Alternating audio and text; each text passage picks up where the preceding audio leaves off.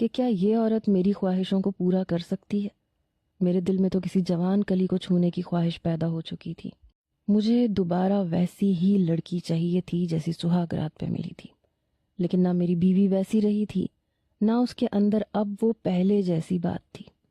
میں اس کے نزدیک جا کے بیٹھتا تو وہ بچے اور گھر کی باتیں شروع کر دیتی، گھر کے مسائل، بچے کی ضروریات، اور پھر اور دوسری قسم کی بات ہے۔ میں رومانس شروع کرتا تو ہماری اولاد روتے ہوئے چلی آتی اور وہ فوراً دوڑ کے بچے میں مصروف ہو جاتی۔ بس زندگی میں اب یہی رہ گیا تھا اور انہی سب چیزوں سے میں پوری طرح اکتا چکا تھا۔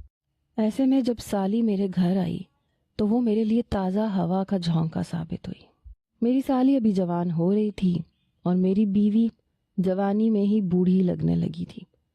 کچھ دیر میں خاموشی سے اسے قریب بیٹھ کے دیکھتا رہا کہ اس کی نیند گہری پکی تو ہے نا۔ پھر مجھے یقین ہو گیا کہ اب وہ نہیں اٹھے گی، تو میں نے دھیرے سے اپنا بستر چھوڑا اور دبے پاؤں کمرے سے باہر نکل کر بہت آہستگی سے دروازہ بند کیا۔ پھر چاروں طرف نظر دوڑائی۔ گھر میں کوئی بھی نہیں تھا۔ میرا چھوٹا بھائی باہر گیا ہوا تھا، اماں بیمار رہتی تھیں، اپنے بستر پہ پڑی رہتی تھیں۔ آہستگی سے میں اپنے چھوٹے بھائی کے کمرے کی طرف بڑھ گیا، جہاں میں نے جان بوجھ کے اپنی سالی کو روک رکھا تھا۔ اس کی جوانی، اس کی خوبصورتی مجھے بےتاب کر دیا کرتی تھی۔ میں نے سوچا تھا کہ آج کی رات اپنی زندگی کو خوبصورت بناؤں گا۔ اپنی بیوی سے میرا دل بھر چکا تھا۔ کوئی بھی مرد ذمہ داریوں میں دبی ہوئی ایک مصروف عورت سے شاید محبت کر ہی نہیں سکتا۔